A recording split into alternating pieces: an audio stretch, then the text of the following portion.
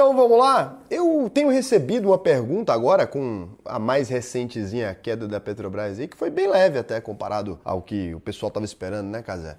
É, com certeza. Foi leve, tá de leve, foi de leve. Com isso me perguntaram por que eu não invisto em Petrobras, PETR4 aí. A gente pode analisar e responder essa pergunta de duas formas. Eu posso responder a minha opinião pessoal do porquê eu não invisto, ou posso responder também de forma mais técnica o porquê que não valeria a pena investir de forma geral ou que valeria a pena investir, né? Então eu vou fazer dessas duas formas. Antes de mais nada, quem é sardinha raiz já deixa aquele likezão na confiança, maceta o dedo nesse like. Se você não é um sardinha raiz ainda, segura a sua mãozinha. Se alguma informação nesse vídeo aqui te agregar, te trouxer algum conhecimento que você não tinha, aí sim você considera deixar o seu like ou se inscrever.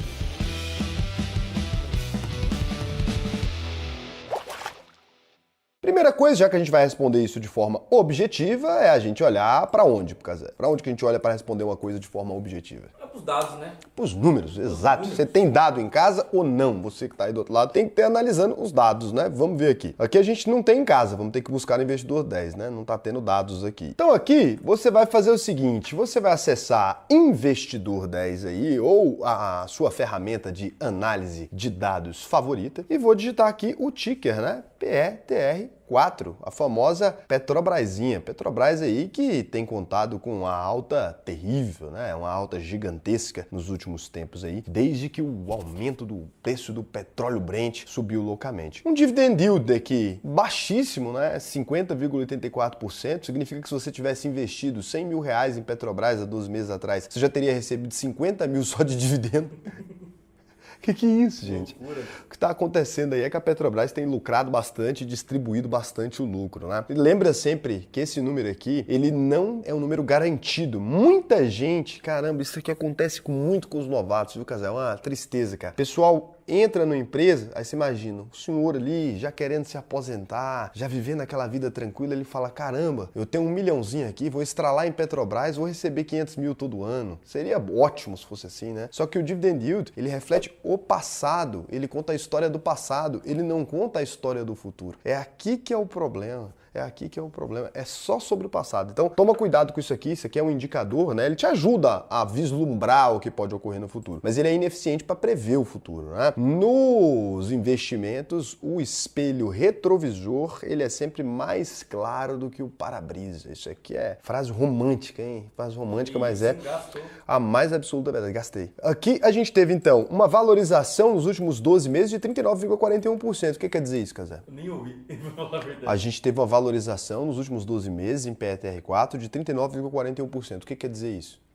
Nada. Nada, perfeito, olha só. É uma excelente análise, porque não quer dizer nada. A valorização passada também não é garantia de valorização futura. A cotação está a R$ 29,39, outro indicador que não quer dizer nada. E aqui começam alguns indicadores que querem dizer algo. 2,36 é o PL. O PL, então, é quanto? 2,36. Isso significa que o mercado está disposto a pagar até 2,36 vezes o lucro da Petrobras, ou quer dizer também que você que investe em Petrobras teria o seu retorno somente no lucro da empresa, ou seja, ou em valorização dessa cota, ou em distribuição de um potencial dividendo, mas você teria esse dinheiro de novo do seu investimento aqui em 2,36 anos após o investimento. Significa que vai cair na sua conta esse dinheiro? Não. Significa que a empresa vai lucrar esse número, né? Ou lucraria se mantivesse do mesmo jeito que está agora. Então, 2,36, PL maravilhoso. Quando a gente olha para o PVP aqui, o preço pelo valor patrimonial da empresa, a gente tem 0,93. Significa o quê? Cada R$1 de patrimônio da Petrobras ali, você está pagando 93 centavos. O vulgo, já repeti esse exemplo aqui 200 vezes, já não aguento mais ouvir falar isso, mas é o vulgo seguinte, você tem um apartamento que vale 1 milhão, o dono está te oferecendo comprar esse apartamento por 930 mil, ou seja, tá barato. Então Petrobras, mesmo nos múltiplos atuais, mesmo com essa alta desse tamanho, por esse indicador, ela ainda estaria barata, né? O preço justo de Graham aí para Petrobras a cotação seria uns R$93, cara. Se a gente usar aqui esse PL, né, e esse PVP aqui, a gente chegaria nos R$93 aí. Mas a gente precisa ir mais para outros indicadores ali. Bom, a Petrobras nos últimos 5 anos teve um crescimento de receita de 14,91%. Nos últimos 5 anos também, ela teve um CAGR dos lucros aí, de um crescimento dos lucros, né, de 236,32%. Então, isso aqui muito se deve à mudança na política de preços da Petrobras lá no governo Michel Temer, né? No governo Michel Temer, então, eles alteraram estudaram aí como é que ela funciona ali e com isso conseguiram que ela se tornasse uma empresa lucrativa, porque antes ela dava muito prejuízo, era sofrido, doía demais o investidor de Petrobras. Ele sofreu durante anos aí para poder chegar, enfim, nesse crescimento exponencial dos lucros. Porque você olha aqui 236% de lucros, fala, que é isso? Tá um crescimento maravilhoso. É porque de 0 para 1 é 100%, gente. Então ela não lucrava nada, dava prejuízo, por isso que cresceu bastante. O payout é quanto ela distribui dividendos, 77%. Raul, esse payout é bom, né? Como é que eu avalio um bom payout? Se uma empresa lucra R$100 e está distribuindo R$100 de lucro, isso é bom ou é ruim? É uma merda. Porque se ela tá pegando todo o dinheiro dela distribuindo de lucro, você concorda que ela não vai crescer? Então é ruim. Então a empresa tem que ter um payout legalzinho. Aqui o payout tá bonito, né? 77%, ainda tá retendo bastante coisa em caixa. A gente pode dar uma olhada aqui naquela dívida líquida pelo patrimônio. E olha só, cara, a empresa não é muito endividada. 0,44 vezes aqui, ou seja, é menos de metade do tamanho dela, do patrimônio que ela tem de dívida ali. Pouquinho, dívida tranquila, tá? Dívida líquida pelo EBITDA também, 0,51. Então que quando você olha para os números da Petrobras, a gente pode dizer, para todos os efeitos, que hoje Petrobras é praticamente bonita e gostosa, né? É uma empresa que está muito bem e que os números estão muito bons também. Sendo assim, Raul, por que você não pega agora e já taca ali logo 500 mil nessa porcaria e já fica feliz? Aqui que vem o detalhe, né? O problema é atualmente. A palavra atualmente aqui, ela acaba com a graça. Porque olha só, quando a gente vai olhar, eu gosto sempre de observar, gente, o histórico, né? Aí você vai entrar em Petrobras porque tá pagando muito dividendo. Aí a gente vai ver. Ela pagou dividendo em 2014, 10,03% de dividend yield. 2015 não pagou, 2016 não pagou, 2017 não pagou, 2018 pagou menos de 1%, 2019 pagou 2,19%, 2020 pagou nada, 2021 19,92%, agora 50,84%. Então assim, nos últimos 10 anos de Petrobras aqui, ela tem 5 anos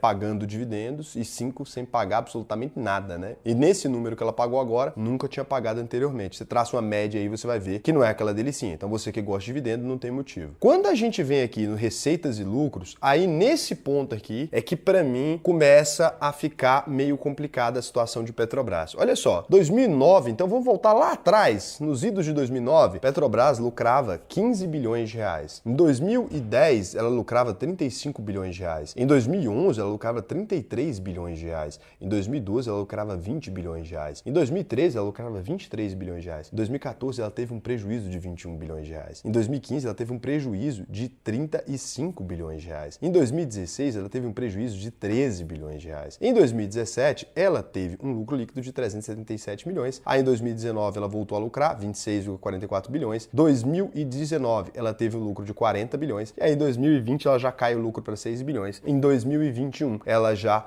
tem um lucro ali de 107 bilhões e agora, nos últimos 12 meses de 2022, a gente está falando de um lucro de 162 bilhões. Qualquer pessoa que analise isso aqui com um critério objetivo vai chegar na seguinte conclusão. Petrobras é uma empresa que quando lucra, lucra bastante, mas quando toma prejuízo também toma um prejuízo relevante. E nesse ponto, portanto, Petrobras é uma empresa que a gente pode chamar de inconsistente. Então, quando a gente observa os lucros dela, a gente não encontra consistência nesse lucro. Significaria, no mercado normal, que Petrobras seria uma empresa um pouco mais arriscada, ela poderia ter um risco, às vezes, de insolvência, algum problema que dificilmente pudesse se recuperar. E ao que se deve isso aqui? Então, se deve a dois pontos específicos. Primeiro, que a Petrobras é uma empresa comoditizada e ela depende de uma commodity que é o petróleo. O preço dele, internacionalmente, é controlado pela OPEP+, né? Então, hoje em dia, é controlado pela OPEP+, ali, e que é uma reunião de uma galera que define quanto deve custar o petróleo no mundo. Cara, você fica na mão dessa galera da OPEP, você fica na mão, então, do preço do petróleo Brent, e além disso, você fica na mão da administração pública da Petrobras. Ou seja, Raul agora concorre ali uma eleição, vamos supor que eu sou um cara legal, nesse exemplo aqui, bacana, faço a empresa se desenvolver, pego o dinheiro, levo a sério, crio uma equipe econômica sensacional, trabalho ali a empresa, pode ser que ela se torne lucrativa e muito boa. Aí passa o meu mandato, vai ter uma eleição, vem ali o fulaninho já não é um cara comprometido com a Petrobras. O fulaninho pega a Petrobras, transforma numa cabide de emprego, num exemplo hipotético, enfia lá 4, 5 cupincha, coloca a galera ali, a empresa mal administrada, um desvio de verba, etc. Petrobras vai pra lona. E aí, enquanto isso, meu dinheiro como investidor lá. Vai ser legal pra mim? Não. Tem dois pontos aqui, e eu gosto de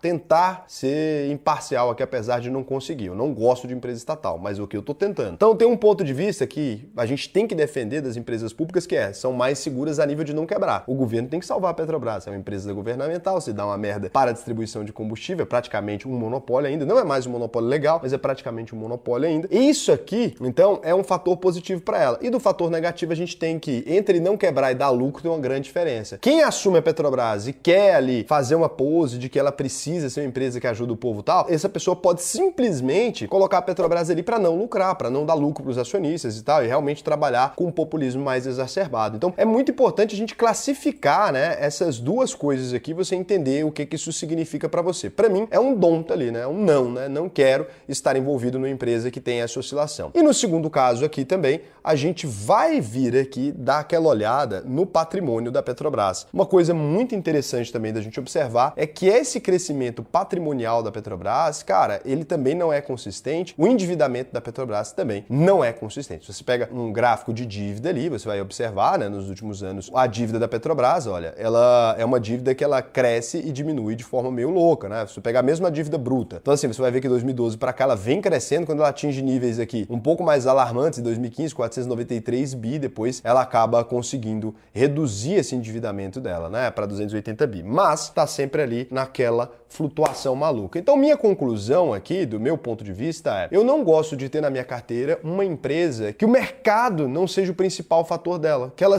oscile de acordo com quem é o novo presidente, que ela oscile de acordo com quem é a nova equipe que vai tocar ela, e não de maneira que foi escolhida pelo mercado privado, né? De maneira que foi escolhida pela iniciativa pública. Eu não confio nos presidentes, no geral, da República que o Brasil já teve e nem que vai ter. Então, para você investir em Petrobras, você precisa ter um certo nível de confiança no governo, ou pelo menos não ter essa desconfiança. Eu, Raul, tenho essa desconfiança acentuada. E se você quiser realmente aprender, cara, como é que você faz uma carteira de investimentos, como é que você chega nessa conclusão, como é que você faz esse tipo de análise você mesmo, para você escolher uma carteira de investimento, não só de renda variável, ações, fundos imobiliários, etc., mas também de renda fixa, aproveitar para investir no exterior, que tá muito bom, tá num dos melhores momentos históricos para você investir nos Estados Unidos, cara. Os caras estão com inflação terrível e tal, e crise é oportunidade. Então, clica aqui no botão inscreva-se, você vai aprender a investir com a UVP, que é o melhor curso de investimentos aqui do Brasil. E como é que eu sei disso, cara? Primeira coisa, você abre o Reclame Aqui bonitão, você digita a única verdade possível, né? Que é o nome aqui da UVP, a única verdade possível. Você vai encontrar ali nossa logo verificadinha aqui,